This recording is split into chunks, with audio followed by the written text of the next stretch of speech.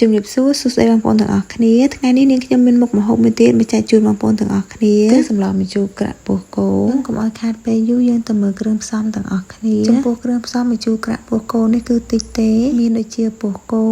មានស្លឹកក្រូចគល់ស្លឹកគ្រៃខ្ទឹមសខ្ទឹមក្រហមម្ទេសរំដេងរមៀតចឹងគ្រឿងដែលត្រូវស្លគឺមានប៉ុណ្ណឹងទេកុំឲ្យខាតពេលយូរយើងទៅធ្វើទាំងអស់គ្នាជាដំបូងដាក់ឆ្នាំងឲ្យក្តៅចាក់ប្រេងអូលីវដាក់គ្រឿងរបស់យើងរំលីងឲ្យឡើងឈ្ងុយសិនចឹងគ្រឿងរបស់យើងដែលបានរៀបរាប់អំបញ្ញមិញហ្នឹងចឹងយើងដាក់ចូលឲ្យអស់មករំលីងឲ្យឡើងឈ្ងុយសិនបងប្អូនទាំងអស់គ្នារួចនឹងខ្ញុំដាក់ប្រហុកចូលប្រហុកហ្នឹងគឺនេះខ្ញុំកញ្ច្រាំរួចហើយតបមកនេះខ្ញុំបានដាក់ពោះគោចូលកូរពោះគោឲ្យឡើងឈ្ងុយបន្តិចរួចដាក់ទឹកត្រីចូលមួយចុងស្លាបព្រាបាយស្ករសកន្លះស្លាបព្រាបាយម្សៅស៊ុបមួយចុងស្លាបព្រាបាយរួចនេះខ្ញុំចាក់ទឹកចូល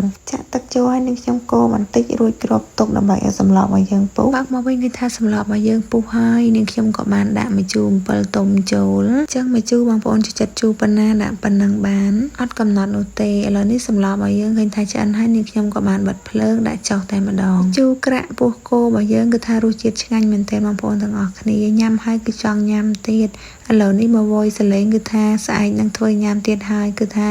គោពោះក្រោយ